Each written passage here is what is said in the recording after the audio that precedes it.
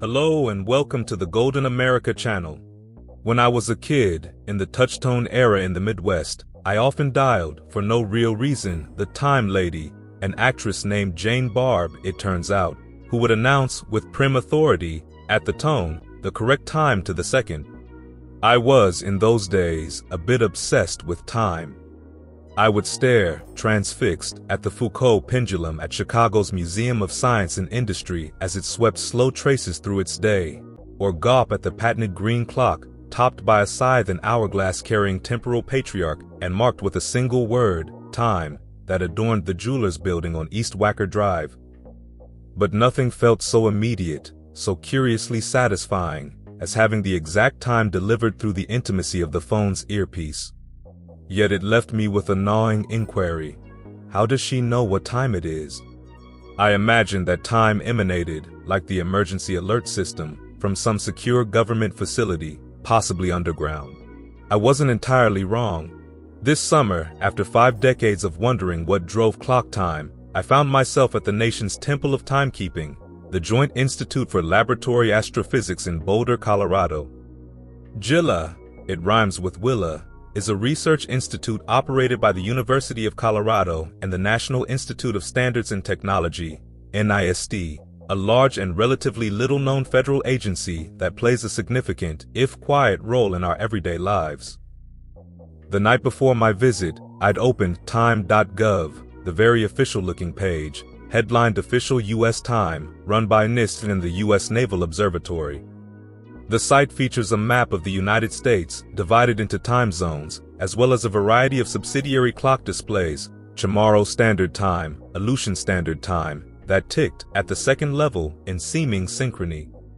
I noticed that my own watch, the Garmin Forerunner 935, a premium running watch, which generally gets its time from 4 of the 31 operational GPS satellites encircling the globe, looked to be a second behind. Why? This was one of the first questions I put to Judah Levine, an 82-year-old JILA physicist and one of America's timekeepers. The handheld guys are typically wrong by a second or a half second, Levine said. That's because the device's display is not fast enough. He said this with weary resignation.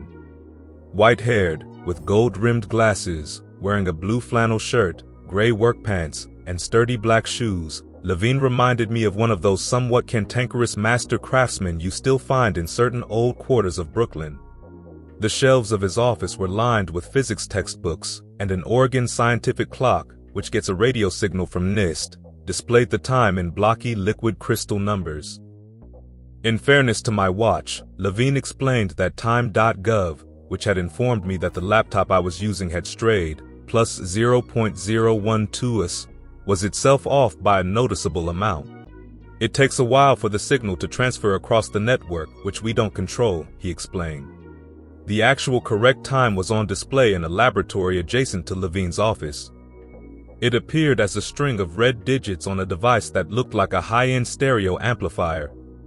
This was a display of the official time, which is kept by a series of cesium fountain atomic clocks a few miles away, at NIST's Boulder campus, and sent via satellite to JILA. Here was the seat of temporal power, the nation's pulsing metronome. I watched the red LED seconds tick away, bathing in their implacable authority. It was then, however, that Levine introduced another complication. The time we were looking at might actually, a month from now, be deemed incorrect. The official time of the United States is subordinate to what's known as UTC, or Coordinated Universal Time, which, since the early 60s, has been the world's official time standard. Realized and disseminated by the French Bureau International des Poids et Mesures, BIPM, UTC is an aggregate of times gathered from the atomic clocks maintained by more than 80 national agencies across the globe. UTC, noted Levine, is calculated after the fact. This is done partly because it would be too costly and too logistically complex to keep the world's clocks ticking as one. But there was another reason, he continued. Clocks often have misbehavior. Free-running clocks, those that are not frequently recalibrated, begin to subtly drift, which can be hard to detect in real time. The advantage of having a retrospective time scale, as Levine calls it, is being able to look back and detect things that you could never detect in real time. Levine was awaiting the official time data from the previous month, which comes to NIST and similar institutions via a BIP publication called Circular T. When Levine and his colleagues receive the report, they discuss its implications, and they do not always agree. After a recent dispute, owing, Levine said, to statistical noise, or what he calls jiggly wigglies, they chose to recalibrate what's called UTC, NIST, so it would match where UTC was the previous month, or, more precisely, where it should have been in the present. Someone was dispatched to NIST room 2051, the clock room, to enter the correction. When I suggested that Levine and his colleagues are not so much telling time as forecasting it, he nodded excitedly. It is exactly forecasting. This is particularly true given the emergence, a few years ago, of so-called rapid UTC, a weekly provisional dissemination of the world's official time, considered in retrospect, from the authorities in France. NIST, like other laboratories, uses that provisional time to make predictions of where the time will be in the future, but like any forecast, it comes with the risk of being imprecise. If I'd gone to Boulder expecting to find some unassailable master clock, surrounded by druidic time lords reverently conveying its results, the sacred source that had so captured my childhood imagination, what I found instead was rather disconcerting. Time, it would seem, is quite often out of joint. In addition to keeping the national NIST, it helps maintain the international system of units, meters, kilograms, and the like. Its headquarters occupies a sprawling sylvan campus in Gaithersburg, Maryland. As the story goes, it was moved from Washington in the 60s to avoid being destroyed in a nuclear strike. The agency is difficult to categorize. Its workforce is filled with experimental and theoretical physicists, but it is technically part of the Department of Commerce. It is a purely advisory, not regulatory body, and the standards it works on are not those you might imagine. NIST does not tell industry groups what the strength or the tolerance of their materials should be. It determines how the strength or tolerance of those materials should be measured. The agency's job, according to Catrice Lippa, the chief of NIST's Office of Weights and Measures, is to publish the standard of how the inspectors are supposed to test devices. In other words, it orchestrates the meta-standards. NIST conducts metrology, the science of measurement. Scientists there measure everything from the blockchain to cloth face masks at a variety of scales. They possess both the world's smallest ruler, a silicon chip used in X-ray diffraction that is accurate to 0.00000000000001 meters, and the world's largest deadweight machine, a towering stack of 50,000-pound stainless steel discs capable of generating up to 1 million pounds of force. If you need to know how granite holds up after a century, you can go to the monumental wall at NIST, which is composed of 2,352 stones, taken mostly from a 19th century collection of quarry samples. Care to gawk at one of the world's last surviving original radium standards, a glass ampule filled with 20.28 milligrams of radium chloride prepared by Marie Curie in 1913. NIST has it in the basement, encased in a steel bathtub, buried under laid bricks. NIST is a sort of Acropolis of the average, a Parnassus of the prototypical. Nowhere is this more evident than in its Standard Reference Materials (SRM) division. Picture a low-lit warehouse whose metal shelves are stocked with thousands of small jars whose sober labels announce contents like New Jersey soil organics and trace elements, oyster tissue, and domestic sludge. Every measurable attribute of these materials has been endlessly scrutinized and calibrated, providing benchmarks for the testing of other things.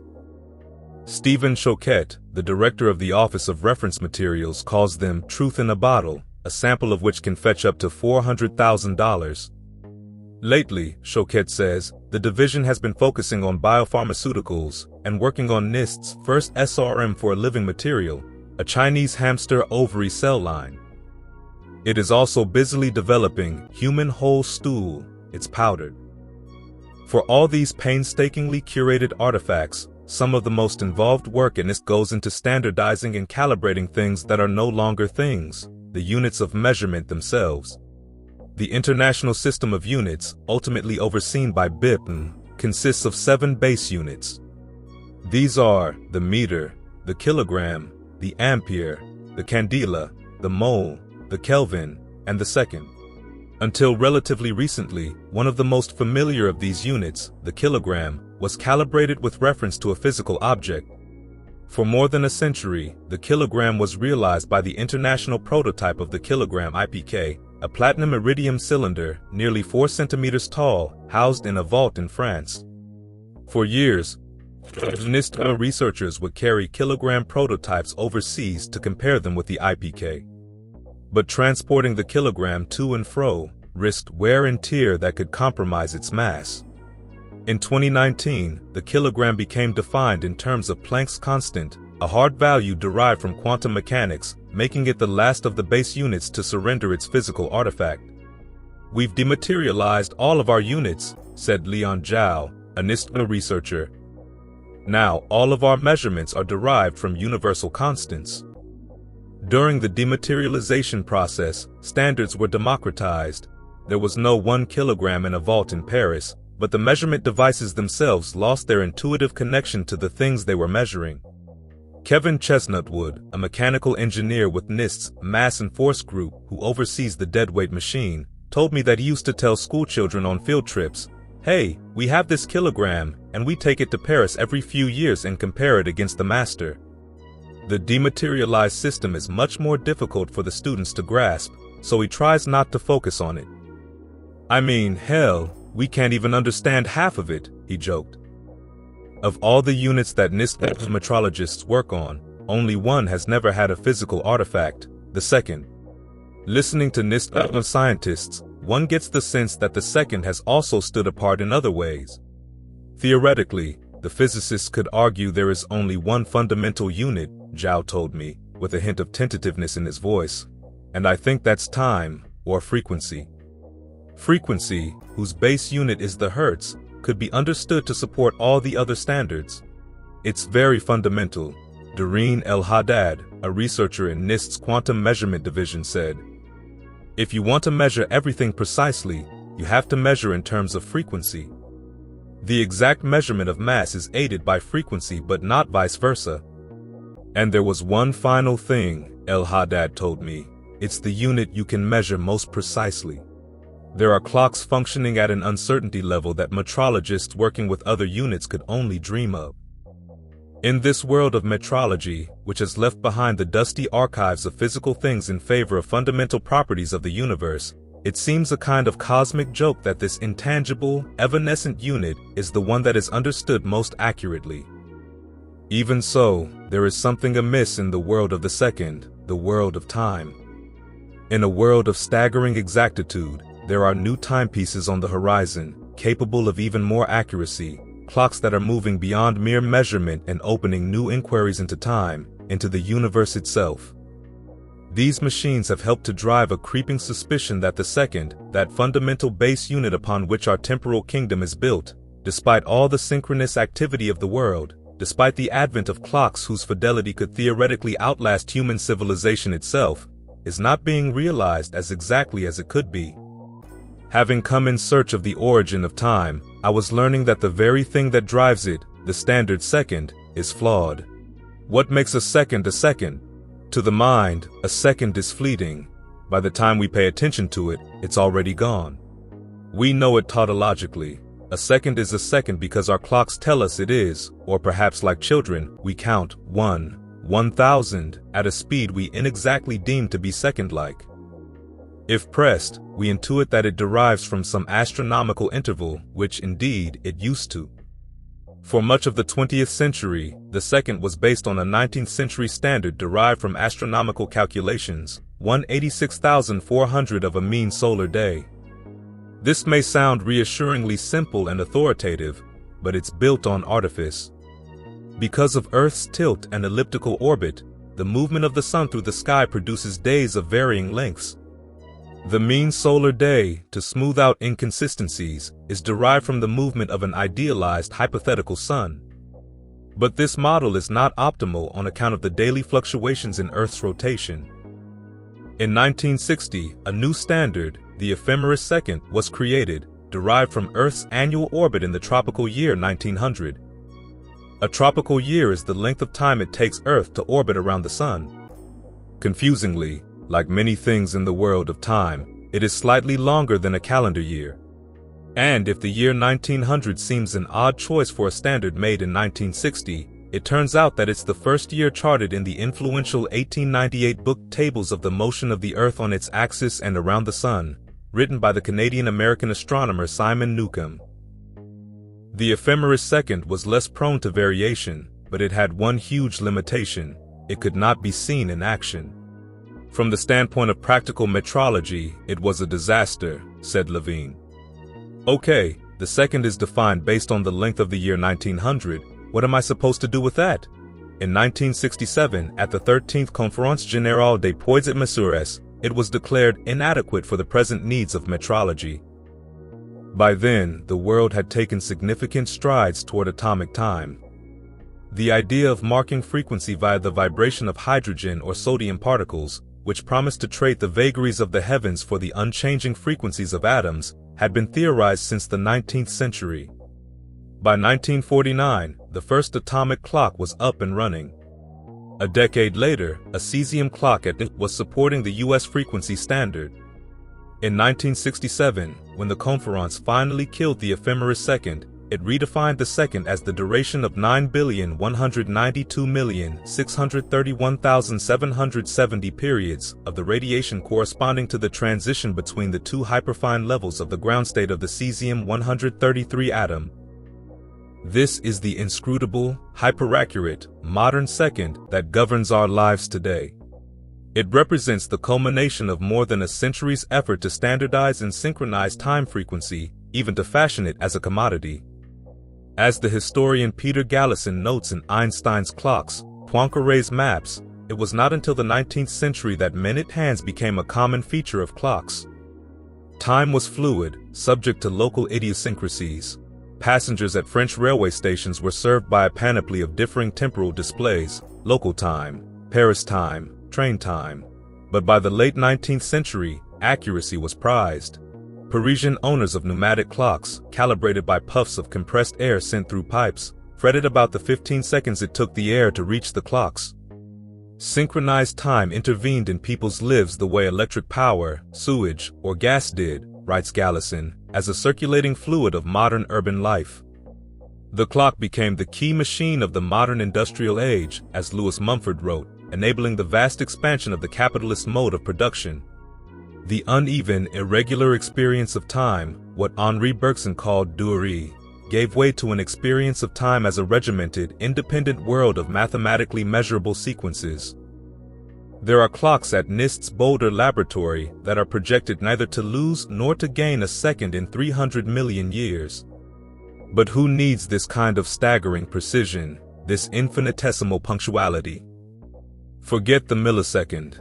Most of us, as Levine told me, are not even 1-second people. Few things in life are calibrated to such a degree. We don't arrive at a doctor's appointment or a bus stop thinking in intervals of less than a minute. Human awareness of any discrete moment is thought to max out at 1/10 of a second. 19th century psychology termed this the personal equation. By its own account, NIST's timescale typically differs from UTC by less than 3 billionths of a second, an error far beyond the perception of most. NIST traffics in the nanosecond, a unit of time comprehended only by machines and relevant only to serious users, as Levine calls them, those who care at the nanosecond level, like Wall Street traders, who pay upward of $1,000 per month to have a more precise picture of time than the general public. But even for the rest of us, the second plays a larger role than we might think. Consider GPS. It not only enables any number of essential services in our daily lives, our car's navigation system, our Fitbits, our smartphones. It is one of the means by which standard time is distributed across the globe. The several dozen satellites that make up the system each maintain their own timescales. Synchronizing clocks at a distance has long been a problem. Several decades ago, the process of comparing NIST's master clocks with the time standard involved flying to Paris with two 50-pound iridium clocks as carry-on baggage. Roughly twice a year, Levine or one of his colleagues would travel from Boulder to France, stopping off at Washington Dulles to check the clocks against the Naval Observatory's timepieces. Once in Paris, Levine would hustle to the offices of the Bureau International de l'Heure. The clocks had a 24-hour battery life. There, the clocks would be compared, not by something so crude as the human eye, but by a special machine known as a time interval counter. The clocks thus synced, Levine would return to Boulder. He did this for years, until 1978, when the Air Force launched the first GPS satellite. For GPS to work, it needs ultra-exact timing. Accuracy within 15 meters requires precision on the order of 50 nanoseconds. The 5G networks powering our mobile phones demand ever more precise levels of cell tower synchronization, or calls get dropped. Meanwhile, increasingly interconnected electrical grids rely on nearly instantaneous timing to provide efficient power delivery and avoid network failures. Any online gamer will be well aware of his system's latency, measured in milliseconds.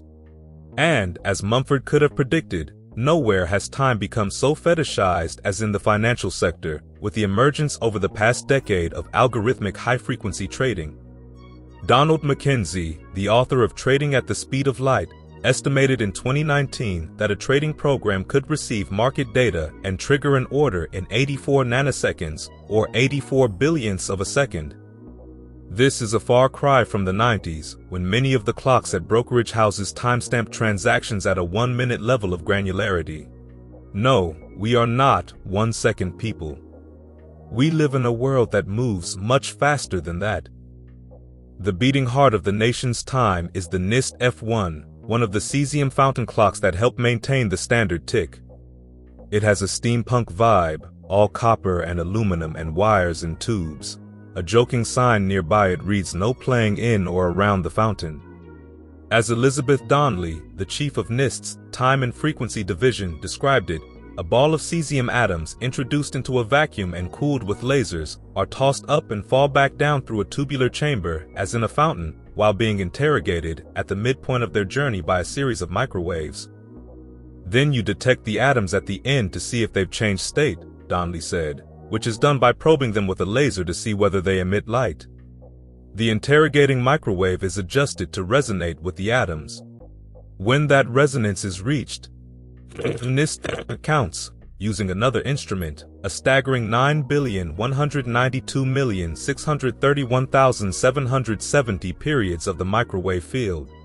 That's the frequency established in France in 1967, in other words, the second as we know it.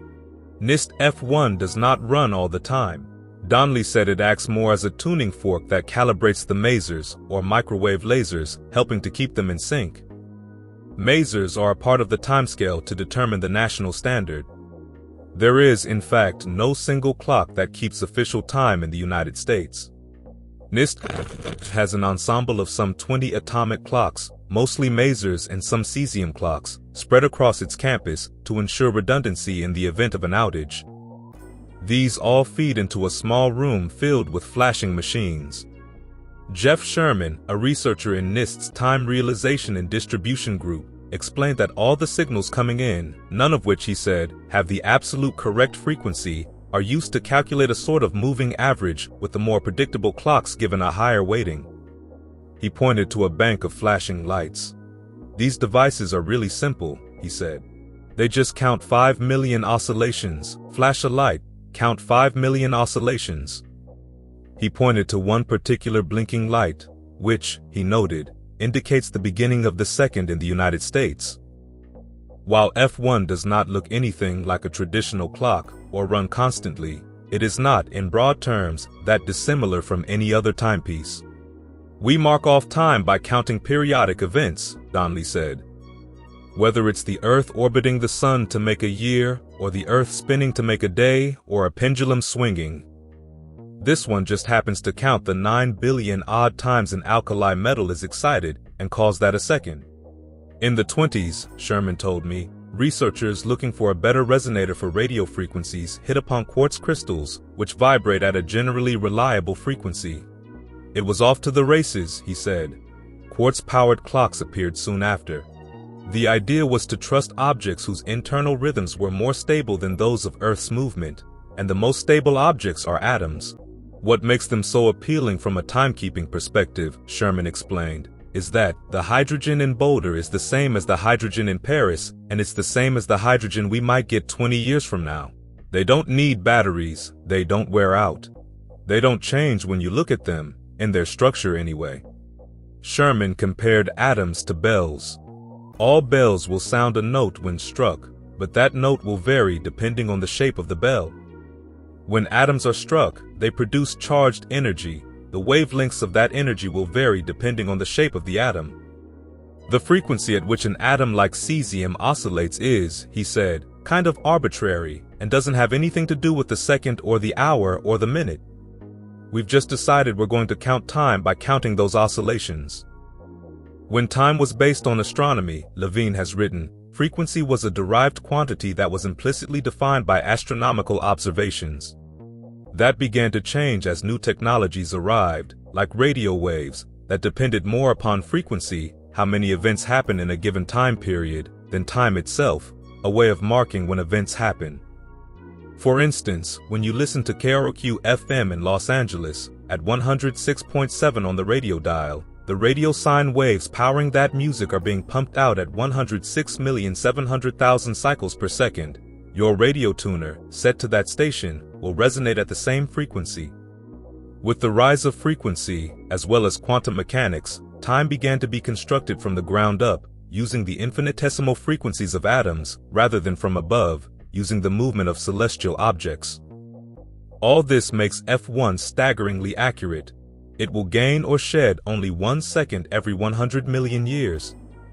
Since the days when time was defined astronomically, the accuracy of the second is estimated to have increased by a magnitude of 8. Given our exquisitely realized second, one might assume that the time and frequency folks have moved on to other matters. But the second still suffers from two distinct problems. The first is one of continuity. Every time the second has been redefined, an effort has been made, typically through protracted calculation, to link it to previous versions of the second. Despite the dominance of atomic time, astronomical timescales still exist, and the two are kept in harmony. Levine thinks the most recent handoff presented some issues. Cesium clocks immediately began running fast with respect to the astronomical timescale, he said.